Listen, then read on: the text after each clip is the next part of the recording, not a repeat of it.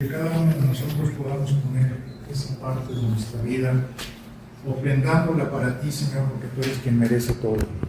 Te pedimos, Señor, que bendigas este lugar abundantemente, que sea un lugar en donde tú transformes vidas, donde des consejo, donde ayudes a cada persona que asista, en donde podamos ver tu poder manifestado en cada corazón, en cada persona que tú traigas a este lugar, y que sobreabunde tu gracia, y que asimismo tu provisión sea la que nos dé todo lo que necesitamos en cada momento de nuestra vida.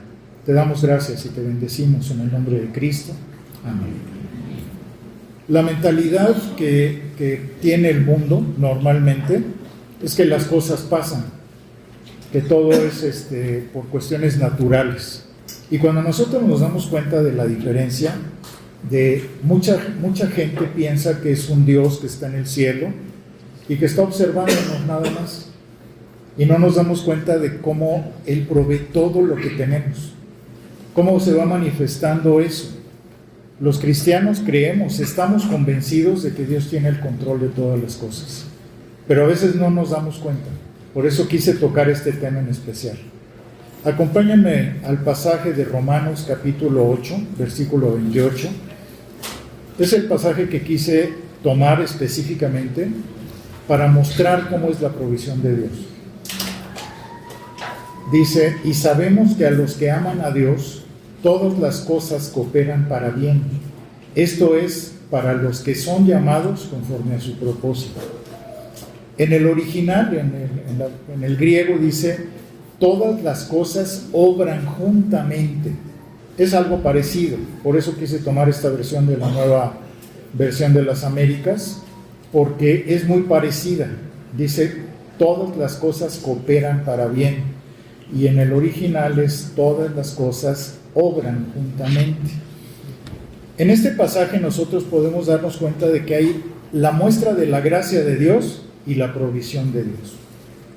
Ustedes seguramente, cualquiera de ustedes puede decir: yo entiendo lo que es la provisión de Dios, pero a veces la olvidamos, a veces no nos damos cuenta de lo determinante que puede ser la provisión de Dios en nuestra vida. Esto no quiere decir que Dios que no pueda hacer milagros, que su gracia sobreabunde en nuestras vidas, pero es algo muy diferente a la provisión de Dios.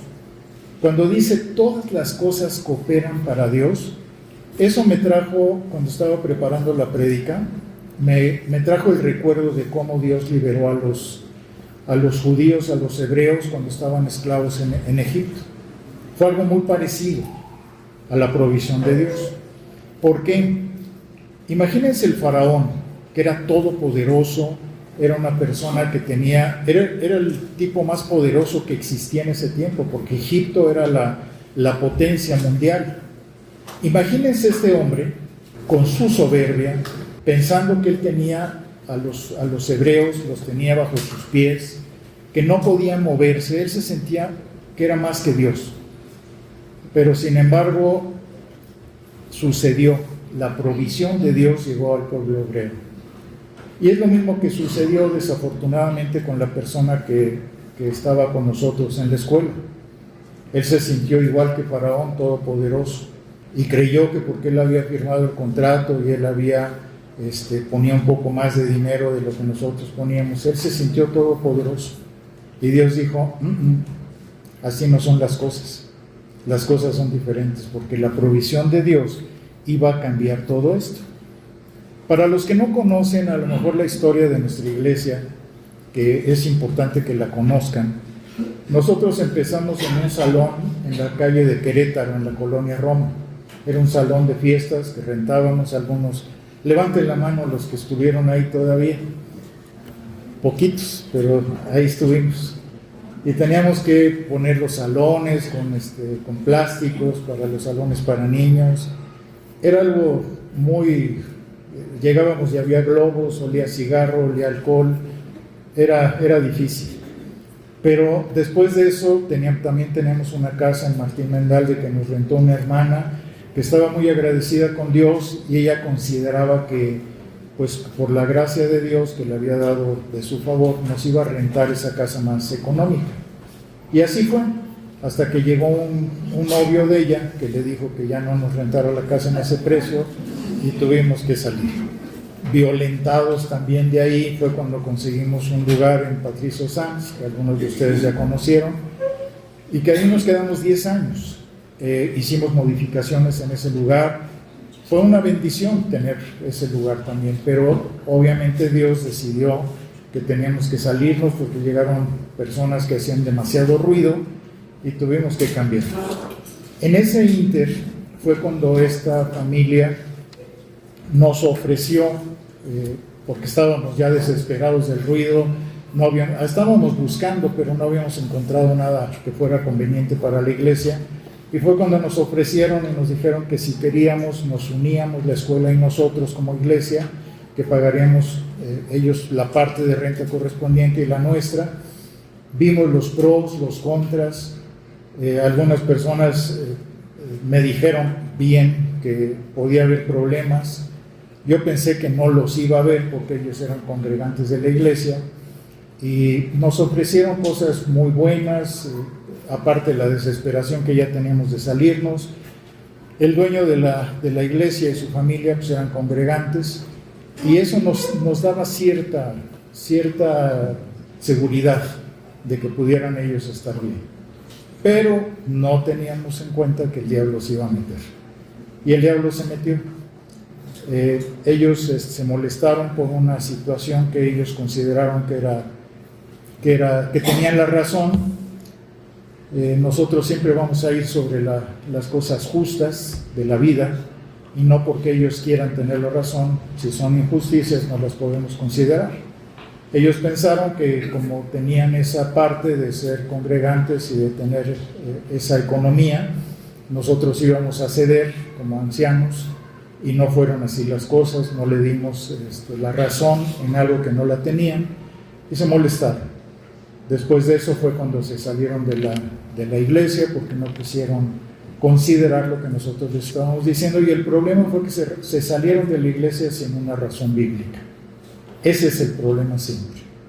Y obviamente el enemigo se empieza a adueñar de la mentalidad, de las características, y la buena disposición que había entre hermanos, que ya estábamos considerando, cambió totalmente.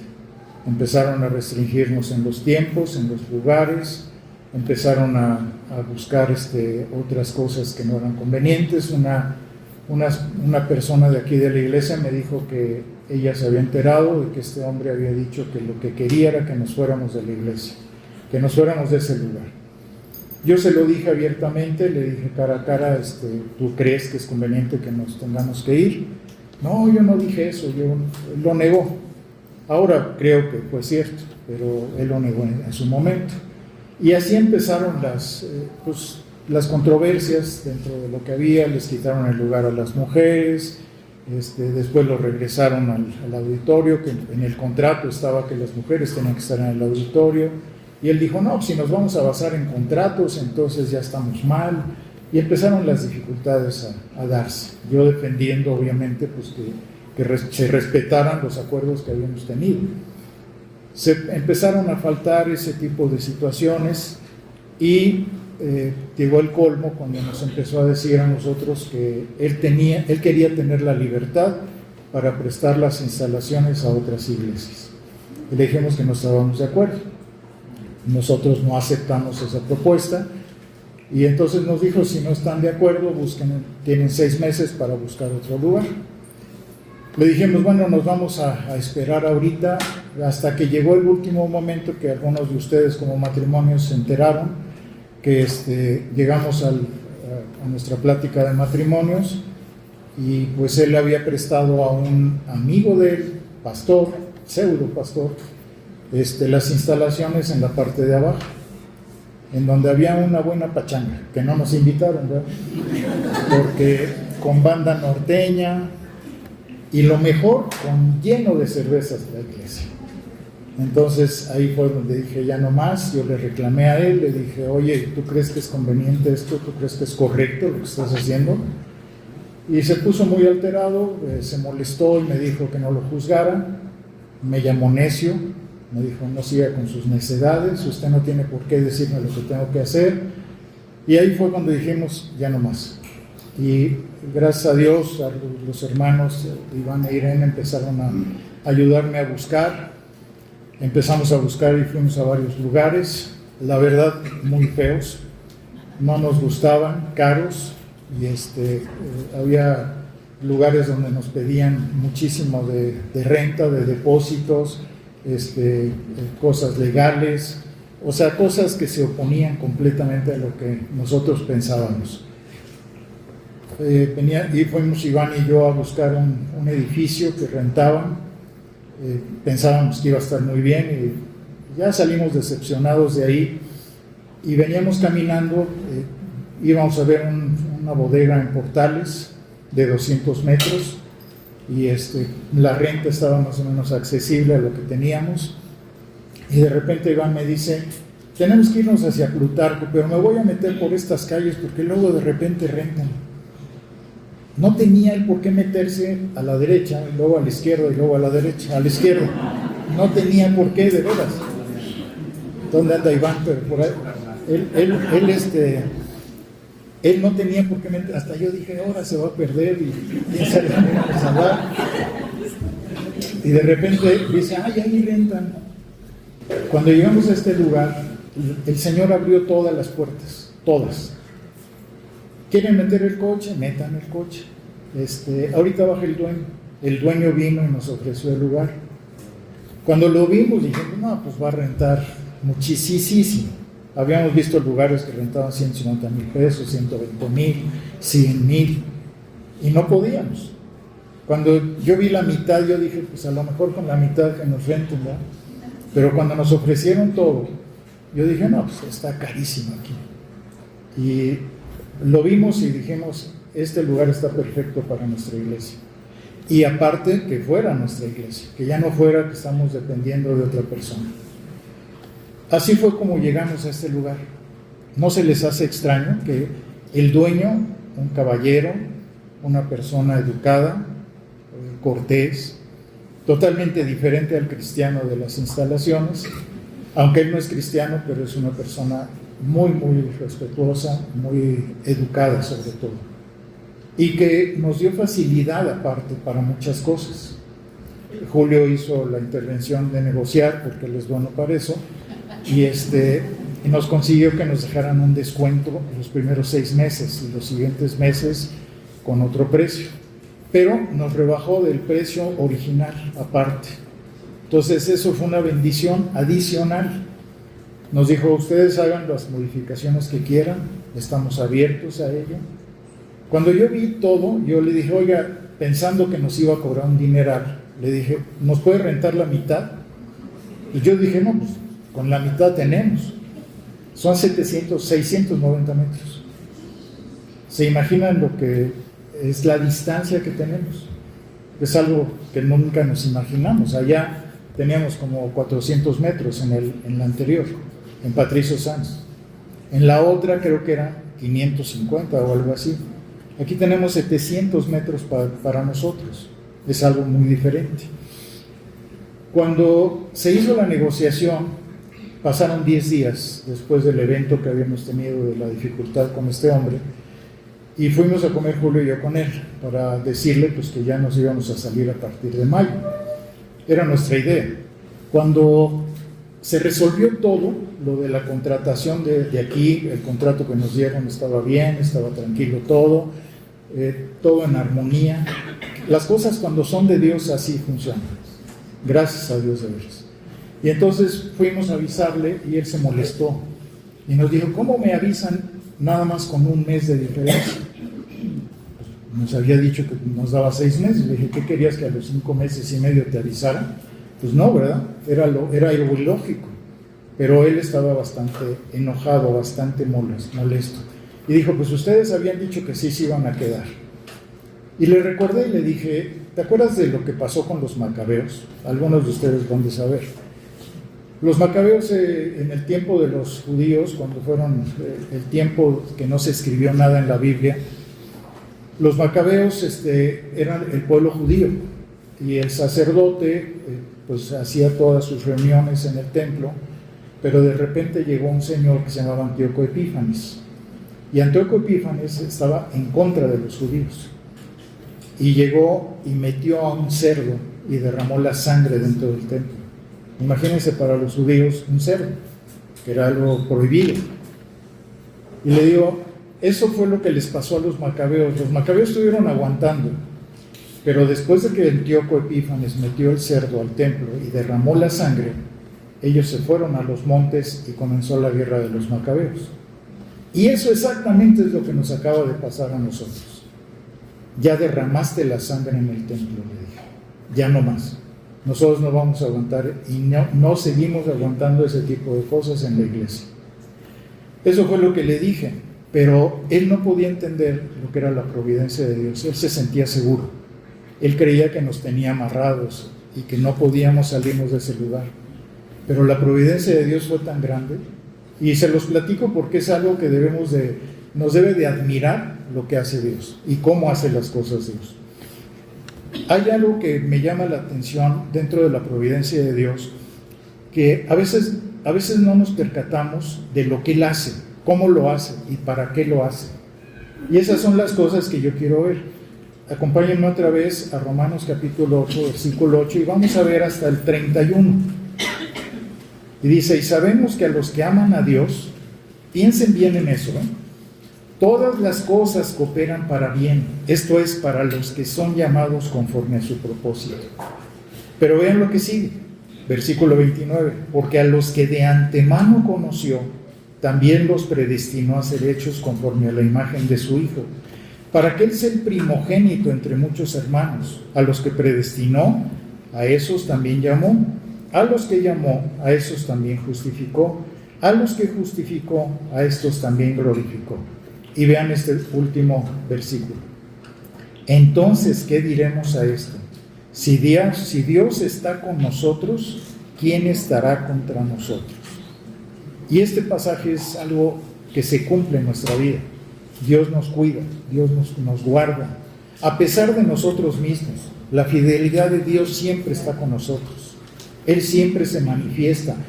Cuando pensamos que estamos perdidos, que no podemos, que creemos que es en nuestra fuerza, nosotros estábamos haciendo lo que podíamos, buscábamos el lugar, pero el que lo puso fue Dios. Él dijo, yo quiero aquí, los quiero en ese lugar. Él fue, no fuimos nosotros hicimos nuestra parte, pero no teníamos en ese tiempo contemplado que Él quería que estuviéramos aquí. Y créanme que no es una broma. Dios quería que estuviéramos aquí este día y que aquí estuviera su iglesia. Eso era lo que Él buscaba. Vean lo que dice el Salmo 91, versículo 15, que lo leyó hace rato coincidencialmente o cristodancialmente, lo leyó Alberto. Me invocará y le responderé. Yo estaré con él en la angustia, lo rescataré y lo honraré. Vean esto yo lo preparé hace tiempo, pero vean cómo Dios dispone las cosas. Y vean Filipenses capítulo 4, versículo 19, porque ahí es donde vemos cómo la sabiduría de Dios, todo su poder, se manifiesta a nuestro favor. Dice, y mi Dios proveerá a todas sus necesidades conforme a sus riquezas en gloria en Cristo Jesús. La doctrina de cómo Dios nos provee todo es algo que nos debe de maravillar, porque el apóstol Pablo por eso pone en Romanos 8, versículo 35, y dice, ¿quién nos separará del amor de Cristo? Tribulación o angustia o persecución o hambre o desnudez o peligro o espada. Podemos estar preocupados, afligidos, obviamente fueron tiempos difíciles, de tensión, de situaciones complicadas, pero confiando en Dios, estábamos confiados en Él, de que su providencia iba a llegar. Y llegó. Fíjense, la palabra providencia habla de latín videre, que quiere decir ver de antemano. Dios vio de antemano lo que nos estaba pasando. Dios vio de antemano lo que estaba sucediendo con su iglesia. Y Él dijo, voy a proveer lo necesario. O sea, Él tuvo una visión de antemano. Él sabía lo que iba a pasar. Ver de antemano fue lo que nos permitió a nosotros tener la bendición. Este ver de antemano en la provisión es lo mismo que le pasó a Abraham cuando Isaac le pregunta: ¿y quién proveerá del sacrificio? ¿Se acuerdan? Y ahí vean Génesis capítulo 22, versículo 8. Y Abraham respondió: Dios proveerá para sí el cordero para el holocausto, hijo mío. Y los dos iban juntos. Dios proveerá. Él es el que provee. La palabra providencia tiene tiene varias áreas, pero las más importantes, la primera de ellas, que es la que nos debe de llamar la atención, es la creación, el sustento de la creación. ¿Cómo sustenta Dios su creación? Si no fuera por Dios, el mundo ya estaría deshecho, ya estaría perdido, y a veces no lo entendemos, porque Dios preserva su creación. Dependemos de Él para ser preservados, y lo mismo sucede con la iglesia Plenitud de Vida en Cristo, que Él la está preservando, la está guardando, la está cuidando. No debemos obviamente nos preocupamos por la salud, nos preocupamos por que vaya a pasarle algo a un familiar, a un hermano, a un amigo, nos preocupa la economía, somos preocupones, es normal, pero yo creo que ahí es cuando nos falta la fe, cuando debemos entender que no debemos de preocuparnos ni de estar presionándonos, porque Dios va a proveer, es su provisión perfecta. Por eso dice: y sabemos que a los que aman a Dios, todas las cosas cooperan para bien. Y ahí es donde tenemos que preguntarnos: ¿lo creemos? ¿Realmente yo creo que Dios está en control de todo? ¿Realmente confío en que el Señor está en control de todo? Porque ahí es donde debemos de llegar, que eso baje a nuestro corazón, que no nada más esté en nuestro pensamiento, sino que esté ahí adentro de nuestro corazón. Todo esto que ha pasado, todo el evento que ha habido en nuestra vida, a veces no dormíamos, orábamos, platicábamos entre nosotros como ancianos, le platicaba yo a mi esposa. Son cosas que a veces nos presionan, pero nuestra confianza está en Dios, porque Él va a cuidar de nosotros. Y hay otra área muy importante dentro de la provisión, que es la concurrencia divina en todos los acontecimientos. Y esta es la que me interesa que veamos, la concurrencia. ¿Por qué? Porque las circunstancias o sucesos en un tiempo preciso es su providencia.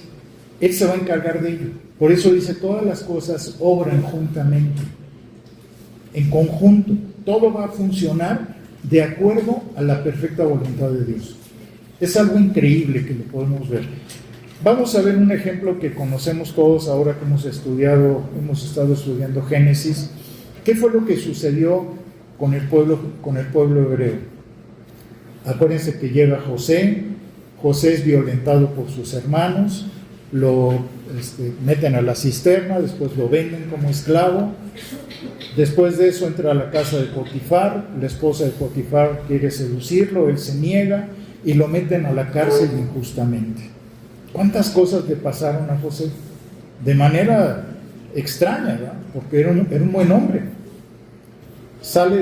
¿Qué pasa? Entra a la cárcel, conoce al copero, conoce al panadero, y después de eso, él le dice a los que va a salir: por favor díganle al faraón que yo estoy injustamente aquí. Se queda otros 2 años. Y después de eso, sale para decirle cuál es el sueño que el faraón está teniendo, que hablaba de los 7 años, de que iba a haber abundancia, iba a haber escasez, y sale y le dice, y se convierte en el segundo más importante aparte de faraón, era él. Era el administrador, el que cuidaba todo lo que había, como si fuera el ministro de guerra, aparte de todo Egipto. Llegan los hermanos después de que entran 7 años de hambre, y llegan los hermanos y se presentan y no lo reconocen. Nos decía Joram que seguramente porque estaba pintado como egipcio, tenía su corona como egipcio, habían pasado 20 años. Cambia la gente. Cuando él lo dejaron de ver tenía 17, seguramente tenía 37 en ese tiempo. Era otra persona y nunca lo reconocen, pero él sí los reconoce a ellos. ¿Y qué sucede en ese momento? Acompáñenme a Génesis capítulo 45, versículos 5 al 8, porque aquí hay algo que deben de fijarse, una palabra clave que nos debe de hablar de la providencia de Dios. Ahora pues no se entristezcan ni les pese el haberme vendido aquí, pues para preservar vidas me envió Dios delante de ustedes. Porque en estos 2 años ha habido hambre en la tierra y todavía quedan otros 5 años en los cuales no habrá siembra ni siega. Dios me envió delante de ustedes para preservarles un remanente en la tierra y para guardarlos con vida mediante una gran liberación. Ahora pues, no fueron ustedes los que me enviaron aquí, sino Dios. Él me ha puesto por padre de Faraón y señor de toda su casa y gobernador sobre toda la tierra de Egipto. ¿Ya se dieron cuenta? Dice la palabra, ustedes, ahora pues, no fueron ustedes los que me enviaron aquí, sino Dios. O sea, ahí vemos la concurrencia de Dios. Él utilizó los elementos, el tiempo, todo lo que le pasó a José, lo puso específicamente para su providencia. El pueblo judío hubiera muerto de hambre, se hubieran acabado. No, la línea del justo de nuestro Señor Jesucristo tenía que venir a través de la providencia de Dios, y por eso salvó al pueblo. Esa hambruna que hubiera acabado con el pueblo judío. Si no hubiera sido por todo lo que le pasó a José, el pueblo judío hubiera acabado. Ese es el misterio de la providencia, cómo la providencia de Dios a través de la concurrencia, Él va acomodando todo lo que necesita para hacer su voluntad, a pesar de nosotros mismos. Obviamente, en el caso, por ejemplo, del dueño de la escuela, él tuvo una mala actitud. Él no respetó los acuerdos, no respetó el contrato, pero ¿qué hubiera pasado si ellos hubieran estado amorosos y pasivos con nosotros? ¿Qué hubiera pasado? Que no estaríamos aquí, y la voluntad de Dios es que estuviéramos aquí. Eso era lo que Dios quería. ¿Por qué? El futuro no lo va a decir, no lo puedo yo saber, pero estoy convencido de que Dios utilizó la mala actitud de ellos para bendecirnos a nosotros. Y es algo que nos debe de maravillar, porque el dueño de la escuela cometió pecado. ¿Por qué? Porque pues había venganza, había rencor seguramente, había mucha soberbia, y todo esto, ¿a dónde lleva? Ya quiso controlar, quiso manipular. El deseo de querer controlar de este hombre es muy fuerte, pero gracias a Dios, Dios utilizó todo eso, como utilizó a los hermanos de José para hacer el cambio. Y es lo mismo que pasó aquí, es lo mismo que nos sucedió a nosotros. Obviamente el pecado de él, Dios no tiene nada que involucrarse, es responsabilidad de ese hombre, de lo que él hizo equivocadamente. A veces Dios usa la causalidad, no es casualidad, sino causalidad, directamente, para obrar dentro de lo que Él quiere que suceda. Por eso, para nosotros debe de ser maravilloso darnos cuenta de cómo actúa Dios en su provisión, esa providencia que hace Dios. ¿Por qué nos quería Dios aquí, en este tiempo, en este lugar? ¿Por qué y para qué? Y eso es lo que debemos de ver, porque la concurrencia de Dios es algo maravilloso, y a veces la vemos y se nos olvida, o no nos damos cuenta, o no nos fijamos. Cuando Dios me mostró que yo tenía que predicar de esto, es una doctrina de las más importantes, la providencia de Dios, y a veces la descuidamos en vez de ser agradecidos con Él, porque su voluntad perfecta es en un obrar simultáneo y en un acto de ese producto que nos va a dar para que el tiempo, los eventos, todo lo que suceda sea por Él. Y a veces creemos que somos nosotros. Entonces el dueño de la escuela actuó de manera incorrecta, pero Dios lo transformó a nuestro bien, a que estuviéramos aquí. Estamos más cómodos, las instalaciones son más grandes, ya no nos tienen que quitar los espacios, ya no nos tienen que restringir los lugares, ya no tenemos que pedir permiso, y podemos hacer esto, podemos hacer aquello, ya no, somos libres de hacer lo que querramos en este lugar. Ya pueden venir a ensayar, ya pueden venir a hacer esto, pueden venir a hacer aquello, porque es nuestro, ya no tenemos que depender de ello. Para Dios no hay nada difícil, porque es su providencia. Hay otro evento bíblico que me llama mucho la atención a través de su providencia. Vean ¿Cómo fue el nacimiento de Moisés? No sé si alguna vez lo han visto como providencia. ¿Quién es el personaje más importante para ustedes del Antiguo Testamento? No sé cuántos de ustedes lo han pensado. David, Adán y Eva. ¿Quién podrá ser el más importante del Antiguo Testamento? De todos ellos. Para el pastor Sproul, en una de sus clases, alguna vez que estuve yo estudiando, él decía que todos ellos son importantes, todos los personajes bíblicos que hay. El mismo José es muy importante, pero el más importante es Moisés para él, y yo coincido con él. Porque Moisés, ¿qué hubiera pasado si él no hubiera sido el legislador del pueblo y si no hubiera tenido la ley? Si no hubiera sido dada la ley, el pueblo se hubiera perdido. Y si no hubiera habido un éxodo, pues no hubiera existido, ni nosotros estaríamos aquí. Entonces Moisés para mí es el más importante. Pero vean lo que pasó después de que José tiene el evento de que él es el principal después de Faraón. Todo el mundo conocía a José, se muere José y 200 años, estuvieron 400 años en Egipto, pero 200 años fueron de esclavitud. Y ahí, vean lo que dice Éxodo 1:8. Hay un evento que pasó ahí muy fuerte. Se levantó sobre Egipto un nuevo rey que no había conocido a José. Aquí fíjense cómo hubo un antes y un después. 200 años mientras vivió José y todavía recordaban a José, el pueblo hebreo estuvo bien. Pero después de eso se perdió el pueblo. Entraron en esclavitud, los tenían como esclavos y era otra cosa. Si ustedes se fijan, la familia que rentaba junto con nosotros ese lugar, hubo un antes y un después. Un antes cuando estaban congregándose con nosotros y un después cuando se salieron de la iglesia. Hubo un después, completamente, cambiaron totalmente, radicalmente. El nuevo rey no sabía quién había sido José. Por eso dice, levantó un nuevo rey que no había conocido a José. Y aquí esto transforma toda la existencia del pueblo hebreo.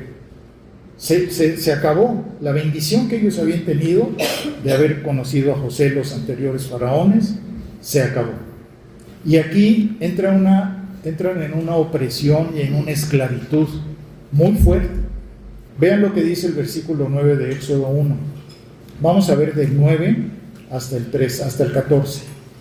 Y dijo a su pueblo, miren el pueblo de los hijos de Israel, que es más numeroso y más fuerte que nosotros. Procedamos pues astutamente con él, no sea que se multiplique y en caso de guerra se una también con los que nos odian y pelee contra nosotros y se vaya del país.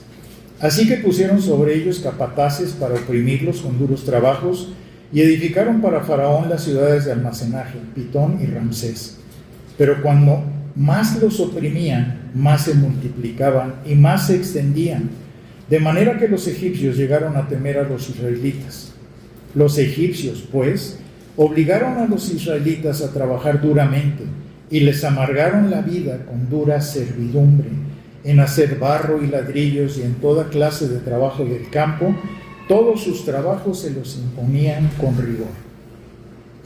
Esto nos debe de llamar mucho la atención, porque vean lo que dice ahí mismo en el capítulo 15, 16. Entonces el rey de Egipto habló a las parteras de las hebreas, una de las cuales se llamaba Cifra y la otra Púa, y les dijo, cuando estén asistiendo a las hebreas a dar luz y las vean sobre el lecho del parto, si es un hijo, le darán muerte, pero si es una hija, entonces vivirá. O sea, en el momento que salía el bebé, automáticamente si veían que era niño, lo mataban. Tenían que matarlo. Imagínense a las mujeres, a estas mujeres, a las parteras, pues el miedo que podían tener a Faraón. Era terrible este Faraón. Era malévolo. ¿Qué pasó dentro de la providencia de Dios? Que dicen las parteras en el versículo 17, pero las parteras temían a Dios. tenían temor de Dios y no hicieron como el rey de Egipto les había mandado, sino que dejaron con vida a los niños. ¿Por qué? ¿Por qué tuvieron temor de Dios? ¿A qué se debía? Porque las parteras eran hebreas, no eran egipcias, por eso tenían temor de Dios. Pero la otra que debemos de ver ahí en el versículo 18, el rey de Egipto hizo llamar a las parteras y les dijo: ¿por qué han hecho esto? Y han dejado con vida a los niños.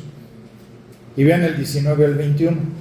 Las parteras respondieron a Faraón: porque las mujeres hebreas no son como las egipcias, pues son robustas y dan a luz antes que la partera llegue a ellas. Dios favoreció a las parteras y el pueblo se multiplicó y llegó a ser muy poderoso. Y por haber las parteras temido a Dios, Él prosperó sus familias. Ahí vemos claramente cómo las mujeres egipcias desobedecieron. Las mujeres, las parteras, desobedecieron flagrantemente y mintieron aparte. ¿Y por qué Dios las bendijo si mintieron? Porque fue una mentira justa, para salvar la vida. Cuando se salva la vida de alguien, es una mentira justa. Y ellas estaban haciendo esto. ¿Qué pasaría si tú, por ejemplo, llega un asesino a tu casa o un ladrón y tu hijo está encerrado, o tu hija, y te dice: ¿dónde está tu hijo? ¿Le dirías? Pues claro que no, porque es una mentira justa. Es lo mismo que hicieron ellas, y Dios por eso las favoreció. Vean lo que dice el versículo 22. Entonces Faraón ordenó a todo su pueblo: todo hijo que nazca lo echarán al Nilo, pero a toda hija la dejarán con vida. El hecho de este mandamiento que se llevara a cabo era necesariamente para la exterminación del pueblo de Israel.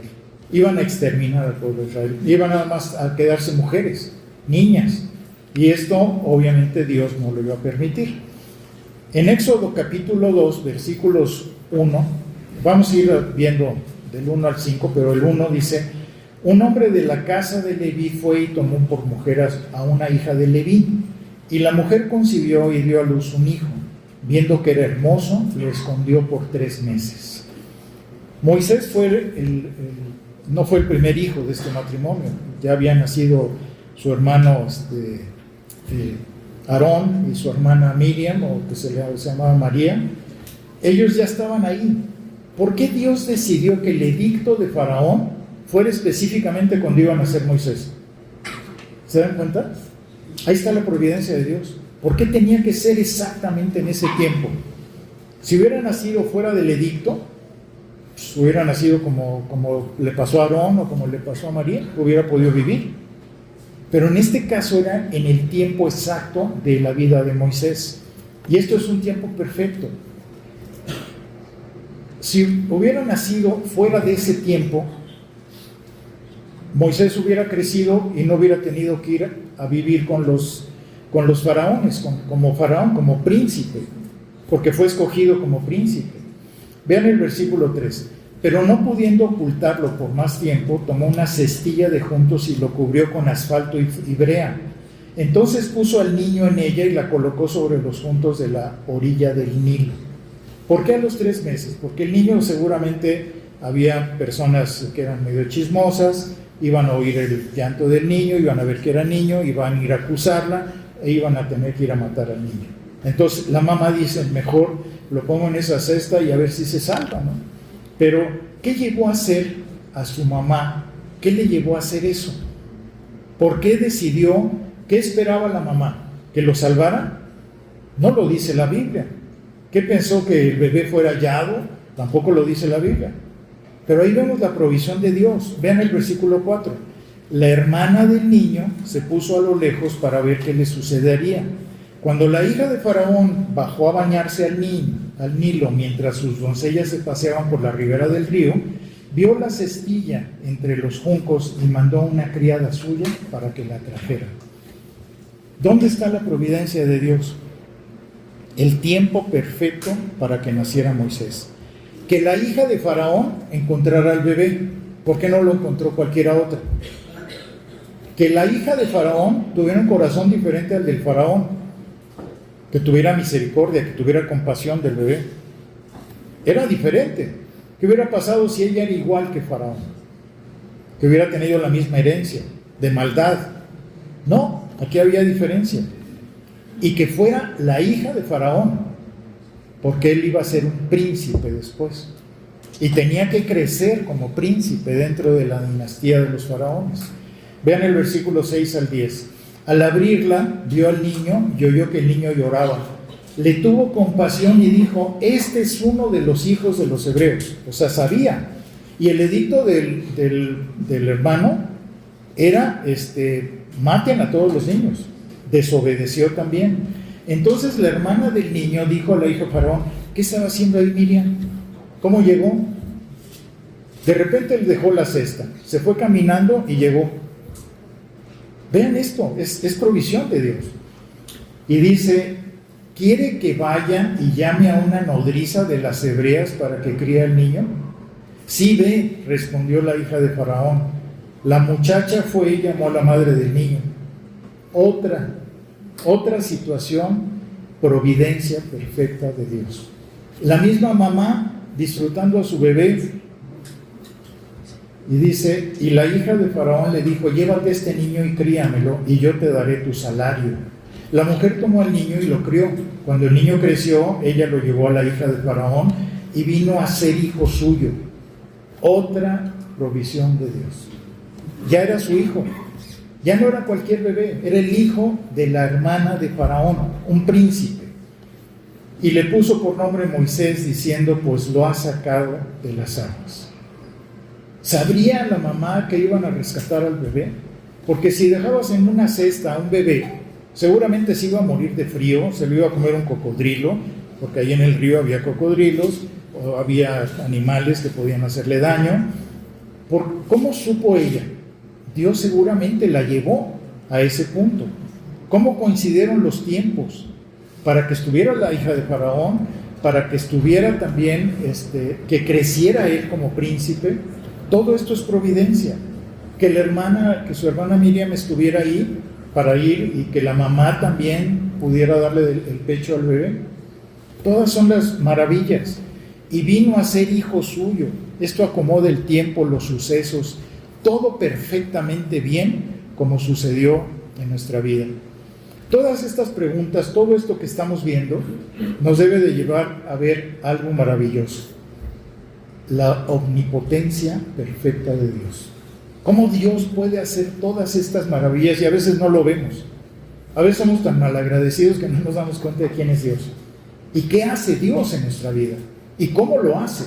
¿En qué tiempo? Porque es algo que nos debe de llevar a algo, a conducirnos a algo, a ser agradecidos, a vivir de manera agradecida todo el tiempo. Dios nos ha dado un lugar en donde es más céntrico, más espacioso, nuestro, ya no tenemos que depender. Si nos quisieron hacer mal, Dios lo hizo para bien. Y por eso los perdonamos, los bendecimos a las personas de la escuela, pero Dios nos ha mostrado su providencia, nos ha enseñado quién es Dios y de qué manera. Y eso nos debe de motivar, porque Dios nos sacó del Egipto, nos ha traído a la tierra prometida. Y ahí debemos de gozarnos y de ser agradecidos con Él, para que este lugar se llene, que cada uno de nosotros podamos predicar y evangelizar a la gente. ¿Para qué? Para que se llene este lugar. Si nos ha dado este lugar es para llenarlo, no para que se quede así. Entonces es nuestra responsabilidad. Todos hemos sido testigos presenciales de su grandeza, de cómo hace las cosas Dios, de qué forma, por qué quiso traernos a este lugar. Lo vamos a ver en un futuro. Todos y cada uno de nosotros somos testigos de ello, y vamos a ser testigos de ello. Ahorita estamos pasando por ciertas incomodidades, pero poco a poquito. Ya vamos a poner los aires seguramente para que no estén con su ventilador portátil. Vamos a ver qué se puede hacer para, si no, poner ventiladores. Vamos a ver qué hacer. Pero Dios dispone todas las cosas para bien, para el bien de sus hijos, y Él nos está cuidando. Entonces, ¿qué debemos de hacer para ser agradecidos? ¿Cómo podemos agradecerle a Dios? Madurando, llevando buenos frutos en nuestra vida, teniendo crecimiento, Ese es el agradecimiento que realmente podemos tener para que Él sea glorificado y su reino pueda crecer. Esa es nuestra dirección. ¿Cómo podemos ser agradecidos? Viviendo para su honra y para su gloria. Hoy vamos a tomar la cena del Señor.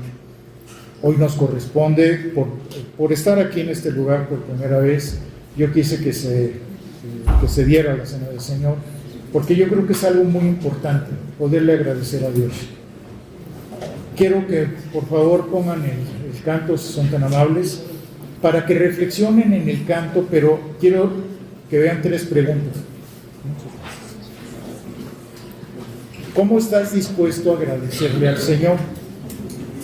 Segunda, ¿qué necesitas entregarle al Señor? Y tercera, ¿qué estás dispuesto a dejar por el Señor? Piensen en esas 3, la que más les quede, y mediten en ella. Mientras escuchamos el canto, por favor, mediten profundamente en cómo quieren agradecerle a Dios. Tal vez tengas que dejar un pecado que te esté estorbando, alguna actitud, alguna situación que no es conveniente. ¿Qué necesitas entregarle a Dios? ¿O qué estás dispuesto a hacer por el Señor? Cierren sus ojos si quieren, mediten profundamente en esto mientras escuchamos este canto. Acompáñennos por favor a Mateo capítulo 26, versículo 26. Y mientras comían, tomó Jesús el pan y bendijo, y lo partió y dio a sus discípulos y dijo: tomad, comed, esto es mi cuerpo. Y tomando la copa y habiendo dado gracias, le dio diciendo: bebed de ella todos, porque esto es mi sangre del nuevo pacto, que por muchos es derramada para remisión de los pecados. Señor, te damos tantas gracias por la bendición que tú nos has dado, por todas las bendiciones que otorgas en nuestra vida. Yo te doy gracias por todas las personas que han apoyado, que se han desgastado, como Arturo físicamente, que Eloy también junto a sus trabajadores, por Juanito, Señor, por Vicky, Lupita, todas las mujeres que han hecho la limpieza de la iglesia, por todos aquellos que han aportado ese granito de arena, por todos aquellos que han dado su esfuerzo, su dinero, porque hemos visto el amor que cada uno de nosotros tenemos por ti, Señor.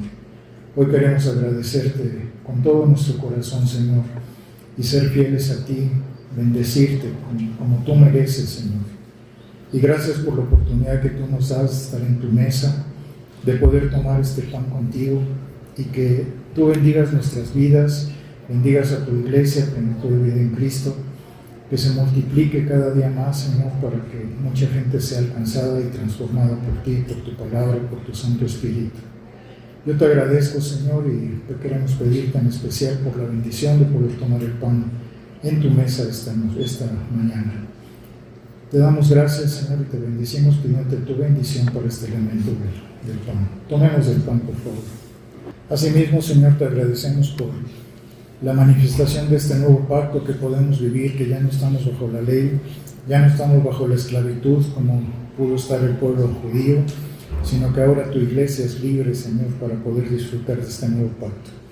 Gracias porque ya no necesitamos de la Pascua, Señor, sino necesitamos de este nuevo pacto contigo para poderte disfrutar y poder celebrar contigo cada domingo, cada día que recordamos tu resurrección y que podamos disfrutar de ella, Señor. Te agradecemos por haber derramado hasta la última gota de tu sangre por cada uno de nosotros, por darnos la libertad y la salvación que hoy tenemos. Te agradecemos dándote la honra y la gloria en el nombre de Cristo. Tomemos el jugo, por favor. Te damos gracias, Señor, y por lo mismo que dice tu palabra, yo hoy digo que desde ahora no beberé más de este fruto de la vid, hasta aquel día en que lo beba nuevo con vosotros en el reino de mi Padre. Deseamos con todo nuestro corazón que ese día llegue pronto, Señor, que podamos estar todos reunidos contigo, viéndote cara a cara, disfrutando de ti, Señor, y que cuando sea tu perfecta voluntad podamos hacerlo, Señor.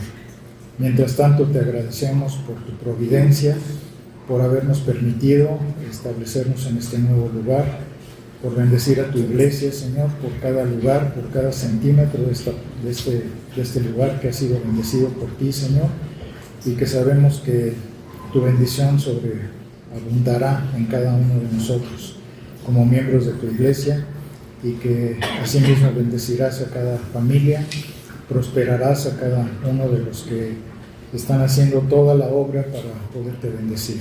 Te agradecemos por las familias que han intervenido para poder ayudar en tu obra, porque hemos visto sus corazones dispuestos, hemos visto su disposición en cada momento, en económico, no nada más lo económico, sino lo físico, el desplazamiento que han tenido que hacer de sus trabajos para poder apoyar, ayudar.